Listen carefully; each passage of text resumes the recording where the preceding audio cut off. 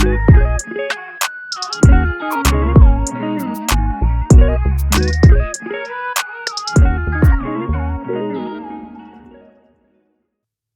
guys, this is Lola, but you can call me Lola if you like. Hi, this is Velisa, and you can call me Vels if you want. And this is episode 128 of the Everybody Hates HR podcast. Ready to give your performance and talent management a serious upgrade? Meet TeamFlex, the all-in-one platform built for companies using Microsoft Teams and Outlook. With TeamFlex, you can manage goals and OKRs, run unbiased performance reviews, and share recognition and feedback, all without ever leaving Teams. No more clunky spreadsheets, no more Word docs, and definitely no more chasing people around. As an official Microsoft partner, TeamFlex keeps all your performance management and employee engagement processes right where your team already works. From performance review templates embedded into Microsoft Teams to viewing goal progress inside ongoing team meetings, it offers seamless integration with your Microsoft 365 ecosystem. Organizations all over the world are already powering up their teams with TeamFlex. That's TeamFlex, TeamFlect, because great teams deserve tools that reflect them. Looking to join them? Try it free today at teamflex.com. So this is a special episode. Yes. So last week we said that I spoke about these cards that I had, which were like conversation cards, deal breaker cards. Icebreaker cards, and how we should do an episode with them. So we have some HR stuff to go through, but then after we're gonna do some of the cards, and we try to put a career slant on them. Some of them, yeah. But some of them you'll get to know the real us. Yes. A little bit more. So, HR. Why do you want to start? That guy on TikTok. We have to start with that guy on TikTok. Can we actually say his username as well? Yeah, I can't remember what it is though. I feel like we don't shame people enough. No, do you know what? Yeah, he's both the victim and the perpetrator. Yeah, he is. So his username is Jusheo. So Jusheo. That's his username. Yeah. He's even half Nigerian, half Sierra Leonean. So he's both our people. I can't even disassociate myself. So give us the backstory. It's so chaotic now. Like, I'm just looking. I'm like, how far have they gone into this? There's like 3 different videos. Okay, so you start because you sent it to me. Okay, yeah. So basically, this guy posted the video, and it was basically like confronting the workplace snitch, the office snitch or something. And basically, from the video, it's like a covert recording of this interaction that he had with this guy at work. And he was like, why do you keep going to the manager talking about me? Like, why can't you just leave me alone and mind your own business? And I thought, in a normal situation, maybe someone might deny it, or they might try to explain. This guy is the biggest job's worth I've ever experienced in my life, right? He was just like, yeah, I have to tell the manager because we are a team. And if you're coming in late, I need to tell him. And he was basically like, but I've explained to the manager, we have an arrangement why I'm coming in late. That is nothing to do with you. And that's like, there's a part 2. And in the part 2, the manager now enters the conversation. I don't know if the manager sees them talking, but the manager now starts telling that job's worth, yeah, to be like, no, but I've spoken to this guy, like, we have our own arrangement. You just need to just stop what you're doing. Stop getting involved. Stop antagonizing the situation. It's not necessary. And the guy's like, no, I need to get... And the guy who's recording the video was like, they're not paying you any extra. And he's like, yeah, but one day they will. The bit for me was on the 24th of August, he was at Notting Hill Carnival. Yes, and they was like, he called in sick, but he was at I don't know if he called in sick the day after or on the day. I don't know what kind of job they do if they work on bank holidays, but he was at Notting Hill Carnival, and I saw it on your story, and I know they're not friends. So you're actually going out of your way to surveil this guy so that you can come back to work and report. Like, how sad do you have to be to do that? Anyway, I was just shocked, firstly, by the interaction, because this guy is obviously just trying to do his job, minding his own business. Yeah. I don't know where they work, but it gives I want to know where they work. Yeah, but it gives very relaxed. It gives like some sort of warehouse kind of vibe. Do you know what I mean? Like where, they all kind of swear and stuff like that. Like a more blue collar than corporate, right? And that's the vibe that I was getting. But I It's just very shocking. It's very, very shocking. Like watching the thing, you can just see that. By the way, like all these TikToks they're viral. Like they're viral. It's not like 100 people have seen them or anything like that. They're like viral. The first one, I can't even tell because he's done so many now. I don't know, but for example, one of them has 76k. The first one of him confronting the work snitch, so the one you sent, has 625k views. And the problem with it, is obviously you can tell that the guy who is surveilling him is doing too much. He's doing way too much. Like, it's getting to a point where he's obviously obsessed with his co-worker. He really wants to get his co-worker into trouble. He's decided that his co-worker shouldn't be around, and he's going out of his way to report the co-worker to the manager every opportunity. So much so that you can see the manager basically said, I'm tired of you coming and reporting this person. They're not doing anything. Mind your business. And he's like, no, I will not mind my own business. So you can see why this guy would be frustrated. The reason I sent it to Velisa was twofold. That, because that's crazy that somebody is watching you that hard at work and, basically preying on your downfall. And then secondly, why did you put that on TikTok? You have literally secretly recorded your colleague and then uploaded it to the internet, and it is going viral, and it's still up. They know now. Yeah. The snitch knows. He's seen the video. And HR has reached out to the guy who uploaded the video, who was, the one who was being surveilled by his colleague, and said that they want to have a meeting, and the meeting was going to be, I don't even know if the meeting has passed now, but I was saying to Velisa, that guy that has been doing that is a job's worth, but that guy, the guy who uploaded it, should get fired. 100%. He should get fired. 100%. Because how are you recording meetings with it, and you're planning to stay there? And he keeps saying, if I lose my job now, it's going to be... It's like, but you're still making TikToks about the same thing. HR, you know that HR are aware of your account. You know that people at work have seen it. It's going to be used in the investigation. How are you going to come and say that you're remorseful when you're still continuing to do it? Do you know what? When I see stuff like that, I'm like, wow, some people really... Internet clout is killing us. Yeah, like, you really think this is okay? Yeah. Like, to record this secretly, much. Because there's people watching that.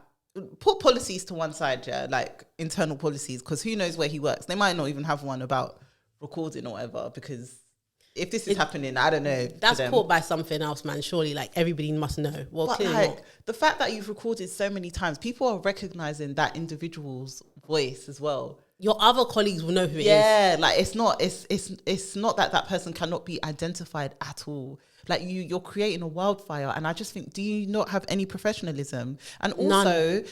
Like, you don't know where you're gonna go after this. You don't know what your next job is gonna be, who it's gonna be, and you don't know who has seen this video. And let me tell you, if you were gonna come and interview for somewhere I work, and let me tell you, everywhere I've worked, you'll want to work. Yeah. And I saw that. I'm HR, but I don't do interviews. But I will go straight. I'll go straight to the hiring manager. I'll be like, look, just so you know, make your own decision, but just so you know, it's problematic. He records people. It's problematic. At work. How are you record? It's like sometimes, we've spoken about, you've made videos about whether you should record meetings, but not like for that. your own personal use. Yeah, for personal use. Just so you know that you're not going mad. Yeah. People are not gaslighting you. Not for Maybe TikTok. that you could bring it if you need to bring it out later. You might even use it internally. Yeah. But then posting it on TikTok with your face in full view. And then doing commentary afterwards. Doing commentary, and you're still talking about, and that colleague has seen it now. My truth is, as you soon take it down. as, not even that, if I'm the colleague, even if I'm a snitch. Grievance. Yeah, grievance. There's no way that somebody's going to record me, put me on the internet, let thousands of people drag me, insult me, and even agree with them. And you're not going to get fired. No way. Yeah, I'm a job's worth. So what? But I haven't broken any rules by doing that. That's not against the rules. For real. Yeah, it's you just can't annoying. do this to me. Like, what is this? Yeah, it's actually. But I would say that guy was actually harassing him. It was actually you're being harassed. This whole. I don't even know what to call it, but just this thing. Culture. Yeah, this culture of just recording yourself at work. And when I say recording yourself at work, I'm not talking about those people that... A day in life. Yeah, not a day in the life people. That's your prerogative if you want to do that stuff. But it's them people that are literally recording conversations that are supposed to be private and confidential. And then you're putting it on the internet. I think you are mad. Like, you're crazy. And TikTok don't even pay like that. No, like, it's not worth it. TikTok doesn't even pay that much money. Like, you're going to tank this thing. It hasn't even got 1 million views. So you probably haven't even made like £500. Nah, he hasn't even got 10k followers, so he's not making money from doing this. Exactly. And it's not like the engagement is going to lead to a brand deal. Who's going to sponsor you? Yeah, it's actually so bad. It's so bad. People need to chill with that stuff, because it's like just the way people speak about it. It's like the other guy who we don't have an update on. The guy who was saying that he's neurodivergent and they changed his contract, etc. It's the same thing. Like, you're not recording yourself, but you're coming on the internet to talk about employers that you don't want to leave. You know, you still want this job. That's my thing as well. The only difference between that guy and this guy is I actually don't think that this guy shows the company in a bad light. It really shows that individual in a bad light. Because if anything, the other one is the company. Yeah, if anything, his manager is actually backing him. So it's somewhere where you'll be like, okay, do you know what? You could watch it and be like, arguably, his manager has done a fantastic. He's trying to do a fantastic. It's all a bit informal. But his manager is obviously trying to back him and obviously trying to get this person to stop harassing him in the way that he knows best. So that actually doesn't bring the company into. But there's no way once that employee complains, or that sort of behavior is going to be acceptable. You don't want your employees recording what's going on in your business, and putting it on the internet. It's embarrassing. It's so embarrassing. So embarrassing. Everyone should be embarrassed. What you commented, didn't you? I did. I commented on the video and said, at this point, both of you should be dismissed. Because it's true. As HR, I don't want to deal with either of you. Both of you could go. They should. That first one was harassing him. Yeah. Is actual harassment. It's unwanted conduct. Yeah. I've told you to stop. You continue to do it. And it's causing distress to the guy. Yeah. And then you're recording without anyone's consent and putting it on the internet. And insulting me. Yeah. And allowing other people. Both of you can go. Do you know how angry I'll be if I found your video and I saw that hundreds of people insulted me in the comments? Look, now we're on a podcast talking about how your job's worth. Literally. That's so unfair. Obviously, we don't know your identity, but still. Both of them can go. Yeah, they can both be in the bin. Go. We should have a bin segment, what goes in the bin this week. Oh my God, we should. It's like Donkey of the Day on Breakfast Club. Exactly. But both of them can go in the bin for this week. No, honestly. Oh, I pray that it's just a matter of time before, because I do disciplinaries, grievances and stuff for my clients. It's really a matter of time before someone records me and puts me on the internet. Any of us HR people. When I see those TikToks as well with people being made redundant. Yeah, they're being made redundant. They're being laid off and they're recording their conversation with HR. I don't even mind those people as much because I don't mind them, doesn't make you look don't good. Record me. Yeah, it doesn't make you look good, but at least you know you're exiting. What's the worst that they can do in it? Especially once you've got your money or once you've been dismissed or whatever. But don't record me. Do you know what? Sticking with TikTok and work related stuff and HR stuff. I love this content creator, by the way. So her name's Monique. I don't know if you know her, and she has 2 kids and she's currently pregnant with her third. So her oldest kid is called Aaliyah. And they do a lot of TikToks where Aaliyah's quite good at miming to TikTok. She's 4 or 5. And the dad's in the video sometimes. Yeah, he's really tall. Yeah, really tall. Yeah. I love her daughter. She's so funny. So she recently did a video of day in the life where she went back to work from maternity leave pregnant. So she's pregnant with her third. Oh yeah, I saw it. It's on the walking back to work to tell my manager on the way to work. Yeah, the shoe clicking the thing. And she you can see in the video where she tells she's clearly pregnant. She's even if she wanted to hide it, she could not hide it that she's pregnant, because she said she's in her first trimester, but it's her third child, so she can't hide it. Yeah. But I was looking at that, I was thinking, obviously you go back to work. It's your right to get pregnant when you want and go. I would be so shy, if you came back to work pregnant. It's one of those things. I'd be so shy. There was when I used to work at the pharmaceutical company, there was one woman, I think she had 3 or 4 maternities back to back at work. Because you know how a lot of people feel about it. Because a lot of people, even though as a company they can't discriminate against you and stuff like that, we made her redundant, Huh? We made her redundant. Not because of that.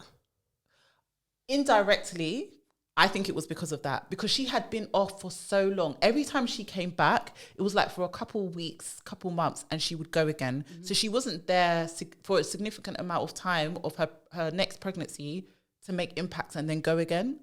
So I do think indirectly, I don't work there no more. Yeah.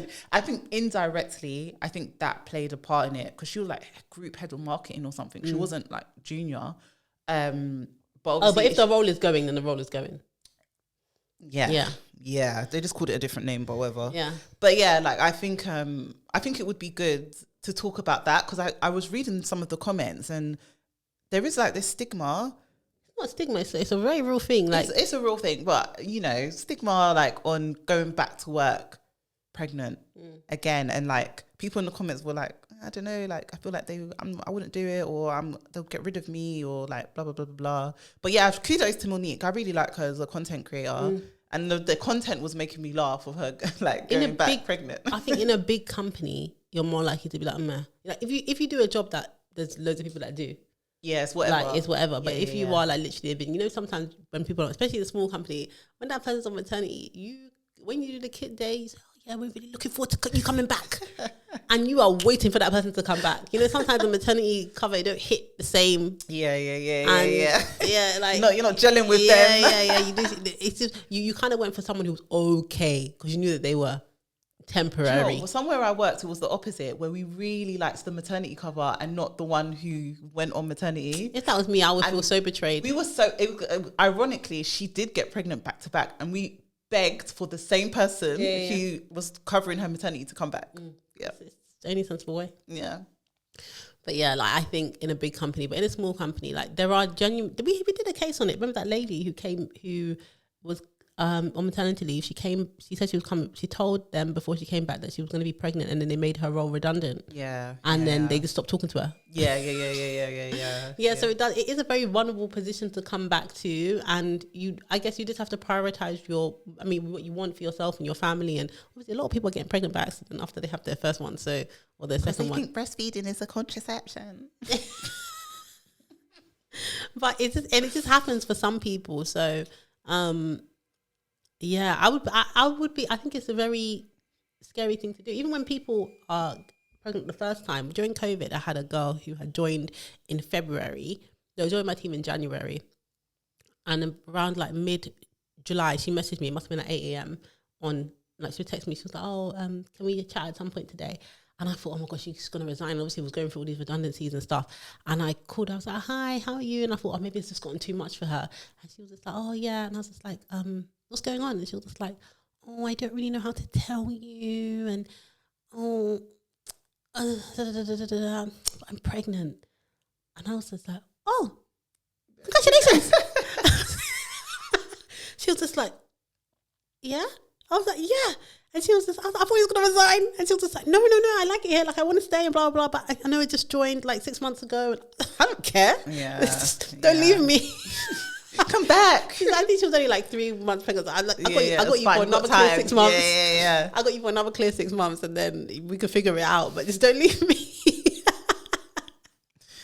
Oh, gosh. But people get really nervous. She was like, "Oh my God, I'm so relieved." Like, I really thought, like, people that get upset that people are pregnant are mad. Some people do though. Yeah. Some people get upset. Like, they literally like come to HR and they're like, "What can we do about it?" Yeah. It's like, are you okay? Yeah. What can we do about it? What do you want us to do? Can we ask her to come back earlier? No, you can't. No, you can't. Oh, what can we do this? No. Do you know what? Someone at work there's loads of pregnant people walking around where I work, but someone specifically at work who is pregnant for the first time, who thought that people who had been pregnant had been exaggerating about what the things that men say to them when they find out that they're pregnant. And it was things like, "Oh, you're going to come back part-time, aren't you? Because obviously working full-time is like too much for you. It's going to be too much for you." It's like, who are you? And that is literally in every single e-learning that has, like the DEI, EDI e-learning. That example is in there, like, oh, not giving someone extra responsibility because they're pregnant and you just assumed, or because whatever the situation is, like, what is wrong with them? Like, "Oh yeah, you're gonna take the full year, aren't you? You're gonna take the full year. You're gonna do what? You okay?" It's crazy. But one thing I will say, it always makes me laugh because I've done so many maternity leaves. Whenever I see, like, obviously every woman is different, but people be like, "Oh yeah, I'll be back after 6 months, or I'll be there 7 months, or I just wait for the email to land in my inbox. Like, at some point, be like, "Oh yeah, I've just been thinking about extending." In my mind, anyone that goes off on leave is gone for a year, and then any extra time we get, that's great. But like, when they say that, "Oh, they'll be back," I just think, especially when it's their first child, I'm just like, it's always the ones having their first. Yeah, Mama, you ain't got a clue, mate. There was one lawyer. She was having her first child, but she was mature, like in her 40s, and she was like, "I'm gonna come back after 6 weeks." The whole office 6 weeks. Is she American? No. By the way, this company that I'm talking about where I work, they offer 6 months full pay maternity. So you could be off for 6 months. And she said she was going to come back after. The whole office turned their head to look at her. Throwing away free money. Well, safe to say that she took the whole year off, like, after saying that she'd be off. Who do you think you are? Like, honestly, even one of my friends, like one of my personal friends, when she found out she was pregnant, she was like, yeah, I'm going to take about 3 months and then I'm going to go back to work. Do you know how small babies are? Safe to say she was off for like 14 months. Mate. What? Do you know how small a baby is at 3 months? I think it's just the delusion of not knowing what it's like to have a child. But also, it's the fear of being forgotten. Yeah. Or that somebody is going to... Listen, there's no job in this world. Like, I don't have kids, obviously, but I've spoken to enough mothers in the workplace which will tell me that one thing I've definitely taken away is that when I have children, you never get that time back. You don't. Like, so why would I not take that time off? Like, I've learned that it's like, you'll never get that time back. So... like, just use it, and it's such a really amazing time. And obviously you can't be like, when they say it to me, I'm not going to be the one to be like, you'll never get that time. That's not my business. I can just listen to you, write down what you say. But you won't though. You won't get that time back. And they changed so much. Like, before I went back to work after maternity leave, my son was walking, he was, eating solids and stuff. So I felt very comfortable at that point going to work. But when I got back to work, I was remembering, all the good times. Like, we'd gone to Spain and, we'd done little cute trips to the shopping centre and stuff. And it's like, now I'm back at he's literally in primary school now. Like, that went so quickly. So yeah, if you can, you should definitely take as much time as you can to just be on maternity and soak it all in because... Yeah. On the subject of motherhood... and parenthood and parenthood. What hood? Parent. Being the parent of a dog. Oh, parent. Parent. Oh, I like that. Do you know what? Speaking of that, sorry, before you continue, the PTA at my son's school is no longer called a PTA. So it's no like parents. Yeah. So now it's friends, just friends of, and then the primary school name. Because not aunties go, uncles go, godparents go. It's not just parents that go. So they changed it to friends, and I really like that. Yeah, and maybe parents. And that's why I said my son's godparents need to be going to the PTA. I don't need instead to go. of you. They've now identified it doesn't have to be me. Some of you lot need to be making your way. Lola, you'd be really good. Like, you could, me? Yeah, you could be as chaotic as we far from me. As chaotic as we spoke about ours the last episode. No, thank you. I love that for you guys, but just send me the notes. Anyway, so Chin Chin turned 1. Yes. And even though you're talking about like having a child, I'm like, even a dog changes too much in the scope of a year, let alone a whole child. No. But yeah, Chin Chin turned 1. Yeah. And can I just say, my son was really upset because Lola sent me a photo of Chin Chin on her first birthday. And my son loves Chin Chin. So I showed him the picture and he was like, Chin Chin had a party and didn't invite me. So you guys listening, is that not bad of Velisa? Is that not bad? And what did you say to him? I was close family. Yeah. I said it was a small affair. Like, it was good. Do you know how bad it is? Now I look bad. I look like, we didn't. And even Chin Chin looks bad. Why would you show that picture to him? Because he loves Chin Chin. Yeah, but now he feels like he wasn't invited. And whose problem is that? He didn't speak about me. He said, this is what Auntie Lola did. I don't believe my name was mentioned. I believe it was yours. That's bad. You're not even safeguarding my reputation, but it is what it is. Don't worry, next time he comes here, we'll do something special. Bring a doggy cake. They can relive it. But he can't eat it, just stuff that's for dogs. Send a doggy cake. Don't know, but they can't eat a lot of stuff, so it doesn't. To be honest, the cake that I gave to Chin Chin, she kind of looked at it and sniffed it. She came back to it later, but that just tells me that it's not a high quality treat. Oh, is it? Because she would have yammed it straight away. She kind of she did everything else that she was going to do, and then when she really had nothing to do, there was nothing to eat, then she came back to eat it. I felt it was quite rude. My brother got her I got her a toy, a couple of toys, and then he got her a toy. He went away, came back, it's a carrot, because she loves carrots. I give her carrots. And she's just been carrying it around. It's very cute. She carries it around, she takes it to bed. It's very cute. That is cute. Yeah, it's a little comfort toy now. Should we do our thing? Okay. So last episode, we spoke about these cards, which I think there's loads of different versions of them, but these are just ones that I got on Amazon and years ago. And we said we would do it. Did I say this at the beginning of the episode? Mm-hmm. Yes, I did. So I've really said that. But yeah, let's do them. Do you want to go first? So we tried to pick ones. Well, Velisa picked some that I haven't seen them, but that hopefully can make sense in the context of this episode. Oh, gosh, I'm so overwhelmed. Okay, this is a easy one. Name a teacher from school you recall and explain why you've decided to name that teacher. I will name, so anybody who went to Sacred Heart in Camberwell or a bunch of other schools now will know Mr. Cefi. Mr. Cefi was the deputy head teacher at the time, and he just had very high standards. Yeah. I went to, so my school, Sacred Heart in Camberwell, was a Catholic school. It's a Catholic school. So it was just, I just think it was a bit more disciplined. Like we called the teachers Sir and Madam. Oh, did you? Yeah, Sir and Madam. And it was just like, uniform had to be on point, like detention. That Saturday detention. Anyway. Do you know, I used to see Sacred Heart people Full school going uniform. in. Yeah. Full school uniform on Saturday. But the standards were just really high. And I think he was one of the main people that pushed it. And the reason I remember him is because of who he was, but also like every year we used twice a year, I've said it before, we used to do exams. Then they would rank everybody. You get an average score across the board. So they would do however many exams you did, divided by the number of whatever, and you'd get a score from 1 to 100. And then they would rank everybody and they would put it on a notice board and it would be published. So, and that was really his brain baby. And he's been on the news loads because they say that he is bad. It's bad. That kind of stuff is bad for kids' mental health and stuff, because obviously if you come lower or it's a lot of pressure.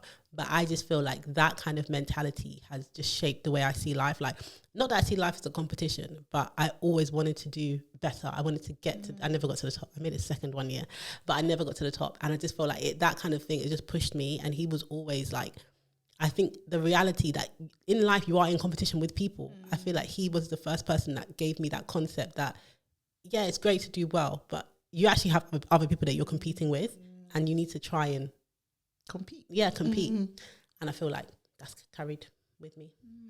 That's interesting. You can answer as well. Yeah, I'm just, in my head, I'm debating if I should name a secondary school teacher or someone from my sixth form college. And I think I'm going to go with sixth form college because I just feel like I would never, ever forget this teacher in my whole life. Okay, go on. So I went to SFX, whoop, whoop, where stars are born.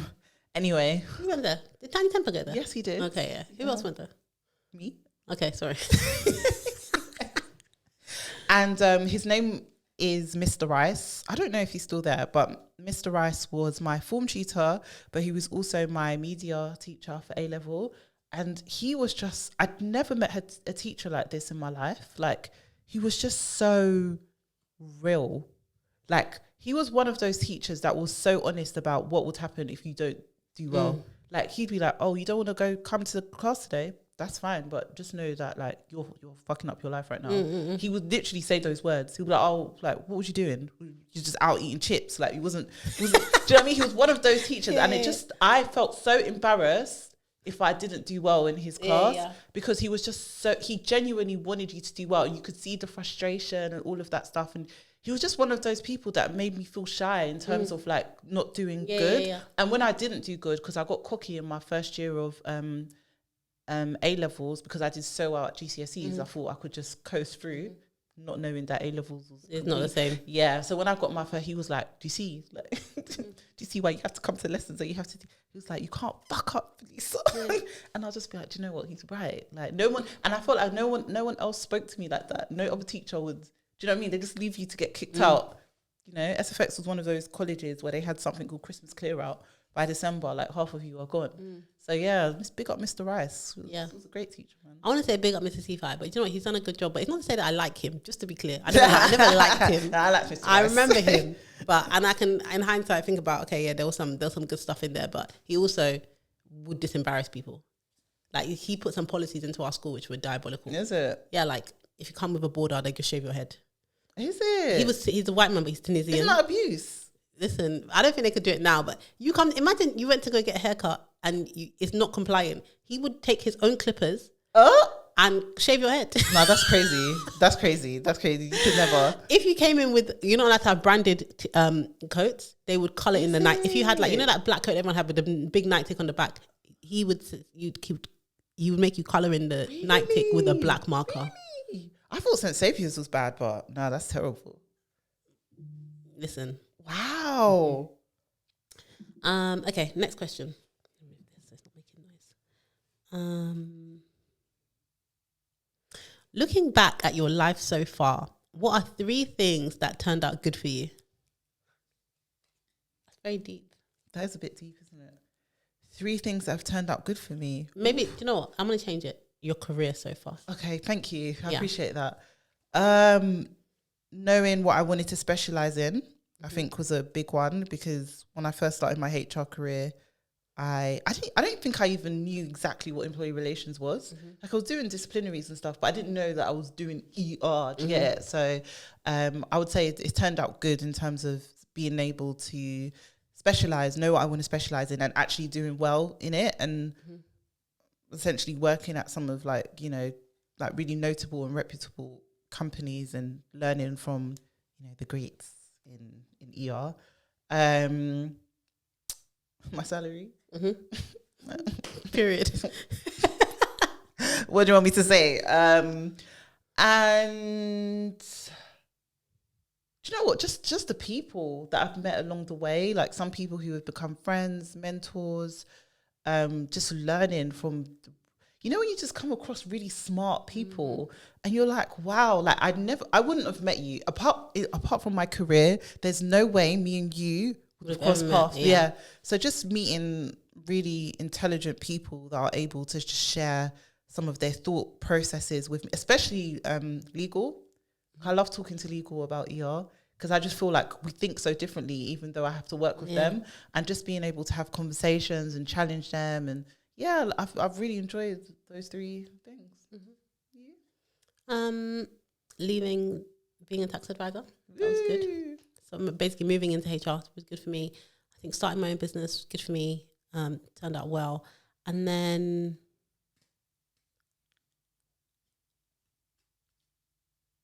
I think from a confidence perspective, it's been quite good. Like, I think I was never really a particularly shy person, but definitely when I was plonked into the like corporate world, I didn't really have the same kind of confidence that I had socially, because I was so different from everybody. And I felt I didn't have the enticement that I have now. And I feel like that's all worked out well for me in terms of like, I've been able to build my confidence. I really think something of myself. Like, I really believe I'm somebody. And yeah, I think that's really good. You are somebody. I'm somebody. No one can tell me anything else now, but period. Yeah, I didn't know when I first started working. I was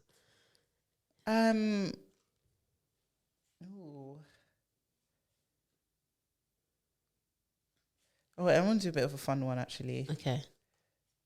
So if you were a strong swimmer, like Michael Phelps type swimmer, and saw an older lady and a young man drowning, and you could only save one, tell the truth, which one would it be? You're live on air. Huh? You're live on air. Listen, no one can make me lie. I'm going to save the old lady, because why am I saving a man? I don't know if that's a trap. You always say, the old lady has lived. Maybe she has a lot more living that she's going to do. She's probably less able to save herself. I'm sorry. As a young man, why can't you swim? Everybody, like, there's some stereotypes that I don't believe in, when it comes to people of certain demographics. No, we should all be able to swim. Apparently, the statistic in the UK is 65% of us can't swim. But it's not because we don't have the ability. It's because we're not encouraging that. Like, I'm sure you take your son to swim. Yeah. Do you know what I mean? Yeah. So everyone should be able to swim. I'm so sorry. If you become a fully grown man and you don't know how to swim, I'm not going to save you over a frail old lady. I believe that it doesn't matter what age you are, your life is worth something. Yeah, so unless like the younger man drowning is related to me, I'm not saving you. Yeah, for sure. Yeah, for sure. I'm not saving you. I'm saving the old lady as well. For sure. Because why not? She probably widowed and outlived so many husbands. Let me save her. She's probably doing things in her community. She's probably a pillar of the community. Nah, for real. She's got a network. The man probably has a podcast. No, let's save the one without the mic. So you agree? I agree. I'm aligned. Don't clip this, please. I don't want it to drag us on the internet.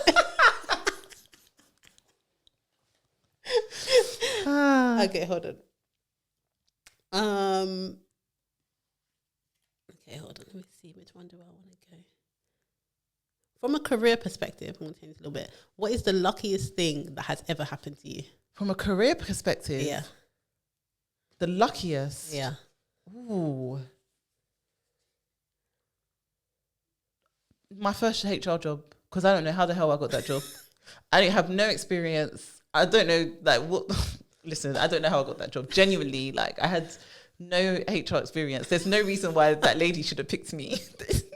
Saw something in you. I was so shocked, like, that I got the job. Like, I don't know.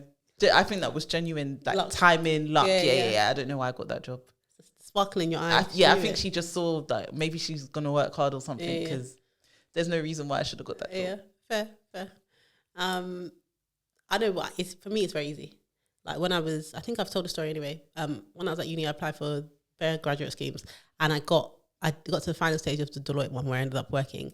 But I didn't get it at the time, and then I joined the NHS graduate program, and then one day was at a social with the NHS graduates, and I went to the cash point, and that was when I had tried to have a little drink, but it was too much.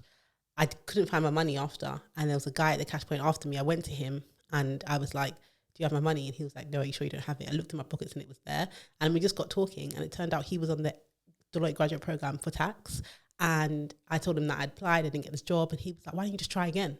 And I was like, "No, they don't want me." He was like, "No, it's fine, I'll help you." And then we exchanged numbers. He was like, "I've got a girlfriend, so I'm not trying it on." And then we exchanged numbers, and he was like, "If you want to apply, like, let me know, I'll help you." And I applied, and obviously he was more like moral support, and I got the job. And I spent 5 years of my life doing it, which completely changed the trajectory of my career. Yeah, that's luck. All because you weren't like savvy with your money. And because I'm an extrovert. Oh yeah, so you spoke. Yeah, true. Yeah, so that was the luckiest thing that ever happened, because without that conversation, that one conversation, my life would be different. Wow. Yeah. Wow. Okay. I got another one for you, career one. What do you do when you feel overwhelmed at work? And is there a better solution to what you do?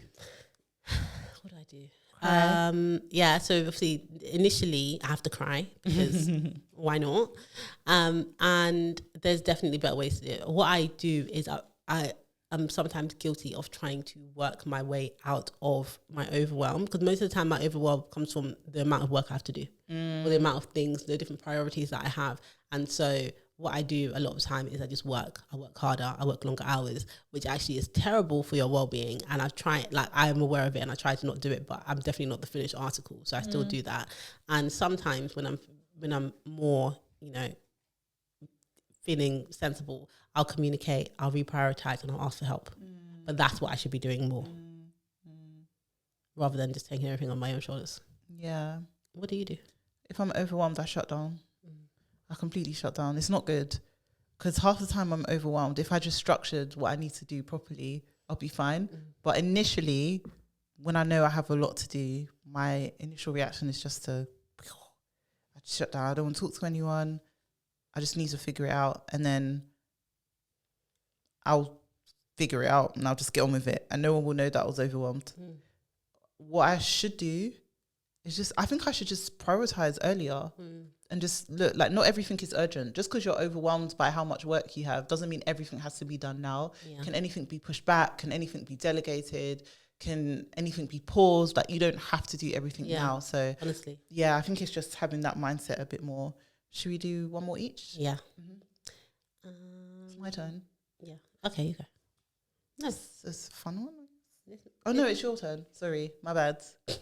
Gen Z say MBB. My bad, boo. MBB. Anyway.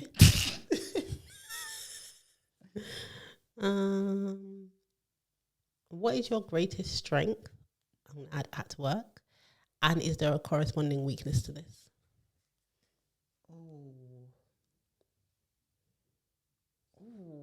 My greatest strength at work, I think I've got really good judgment. But that intel makes me, when I have cases, for example, like investigations and stuff, I'm an empath. So because I have good judgment and I think I know how something's going to go, or it kind of makes me a bit more, I don't want to hear what other people have to say, because I already prejudged a little bit. Yeah, I've like prejudged, but I shouldn't do that, especially in the job role that I do. Facts. Yeah. But because I'm so good at it, and it's very rare that like I have misjudged a situation that people are in when I have all the context, I yeah, I'm like, why are these people not listening to me? But really and truly, I should be open to what others have to say. Nah. Sometimes, Overrated. Sometimes. My greatest strength is I can do anything. Like, I believe I can do anything. Period. Like, I would do anything. Like, I can turn my hand to, like, you know, a tax advisor. Yeah, but HR. I mean, like, within a space. So if I haven't done something before, I can have a good shot at doing it. And a lot of the time, like, I can learn. It's more that I can learn things quickly. Yes, it's more that I can learn things quickly. I can pick things up quickly, and I just can do anything. I feel like, but the corresponding weakness to that is that I think I can do everything, and I can't do everything. So I can do anything, but I can't do everything. And I think sometimes I just need to remember that, because just because I can do it doesn't mean I should do it. And because I could have a go doesn't mean I should have a go. Maybe somebody else might be better to do it. That's true. So that's, I can do anything, but I shouldn't do everything. And that's what I tell myself. Okay, last question. What's the best concert you've ever been to, and why was it so good? Oh.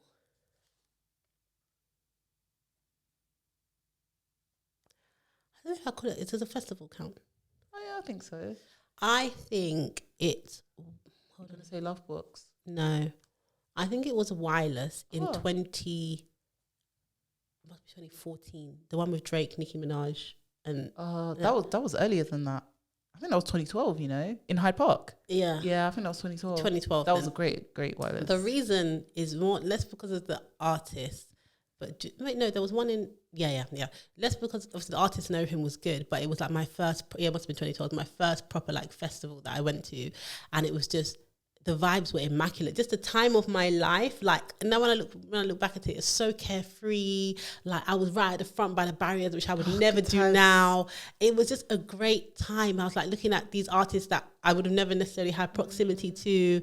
And I just had the time of my life. And I've been to other gigs and stuff, but it's just, I don't have the same novelty that I had for that one. Like, that was just young, like, I'm excited to go. What am I going to wear with my girls? They're there. Oh my God, Drake's right there. Nicki Minaj is there. There was like so many other artists. Like, the lineup was sensational. The vibes were good. I didn't care about waiting. Like, all of that stuff that bothers me now, it didn't bother me. It was just, I just had a great time. Yeah, that was a good one. It was a good one. I think mine's a toss-up again, but they both happened in the same year. So it was 2010. I went to Wireless as well. Jay-Z was the headliner. It was J. Cole's first time in London. Wale was there. Like, it was a good one. But then, no, actually, forget that one. That wasn't. It has to be 2010. Watch the Throne at the O2, right at the front. Kanye, Jay-Z, before all their madness. It was amazing. Like, they did Watch the Throne. They did their own songs. I literally was doing this with Jay-Z. Like, it was literally the best. I think me and my friend got there at like maybe like 10 in the morning at the O2. What time did it open? 7, 8 p.m. Why were you I was like 19 to get to the front because we were standing. Literally, I remember I drove my car to that, you know, that Odeon car park. Yeah. So when people are bringing that as a hack now on TikTok, some of us been doing that. So yeah, when it was fantastic. I couldn't believe how close I was looking at Jay-Z and Kanye West. Like, it was the best concert ever that I've ever been to. I always told my husband because he never got to go. I was like, no, I just I just think the time of your life as well. It must have been just. But I go to a lot of concerts. Like, that was. But you can't approach concerts like that now. No. Even the idea, even the whole experience that you would have had from being there from 10 a.m. and being okay with that. Yeah, it's fine. I literally, when I go to concerts now, I'm like, what time is what time are they coming on? I'm like, what time are they coming on? And I feel, okay, what time can I get in there to reasonably avoid the crowd and just see the person that I want to see? I don't care about no opening act. Nah, for real. Do you know what, actually? So me and my husband, we both like R&B. I don't know if you know the artist Elmine. And he's an R&B singer. He's only 24, and he's performing in Brixton in December. And my husband was trying to get us tickets, and I was in a meeting, and then he was like, "Oh, should I get standing?" I said, "Standing?" I said, "What? Do you hate me?" Then he said, "Oh, it's okay. There's seat." I said, "There was no other option. Like, we need to sit down. Like, I can't stand. I'm sorry, I can't." I got standing tickets. You know, like when WizKid was, what year was it? Must have been 2020. Was that Royal Albert Hall? No, 2021. I think it must have been just before I handed in my dissertation. I remember. Whatever. When I got so... Oh, that was the O2 one. Yeah, that was O2. a good concert. I got standing tickets and I said, you know what, I can't. And then I gave them something. Yeah, now and then I got some seating tickets after that. Yeah. They released other dates, but I'm like, I can't. I love WizKid. I was telling my brother the first time I saw WizKid perform was 2012, and I saw him in the US. Oh, did you? I think it was like the Nigerian Entertainment Awards or something with like scales but 2012. So after Essence and all of that stuff, and everyone was buying the tickets, I'm like, I'm now 10 years at a time. I was like 10 years deep as being like a WizKid fan. Well, not even. I've probably been a WizKid fan since 2008 or something, but. Now it's like 10 years after my first gig and you guys don't want to let me get a seat. I was actually angry. That's very auntie-coded, but I was actually very angry. I don't care. I'm a vet. Let Nas come to the UK now. Yeah. I need to be in the audience. No, it's true. Who else? You can't be there. You just heard his song. Let them resurrect Tupac from there. It's true. I'm going to be there. It's true. It's just... I'm going to be there because But these artists don't perform how they used to. I mean, you must have seen the clip a bit lackluster back in the day of how he used to dance. Yeah, because he had to make the money. Like he had to when he was with like EME and that stuff. Like they actually had to. When he was under Banky W, I know Banky W was whipping him, being like perform. But you know who's never switched up? One Day Cole. He still somersaults for us. One Day Cole, yeah. Sometimes he's one of the best performers. Sometimes I worry about him, Why? It's just like, I don't know. He just has like, he's just got an energy. It's like, I don't even know how to explain it. It's like he actually should be aging. No, he has to understand his limits. I agree. It's One Day Cole. Anyway, but he's good though. I hope you enjoyed the episode, guys. Yeah, I hope you got to know us a little bit better. Yeah, that was fun. It was fun. Maybe every now and again we'll do something similar. Yeah, why not? Okay, cool. So this episode was brought to you by Team Fleck. Try it now at teamfleck.com. Woo! That's a wrap, guys. Bye.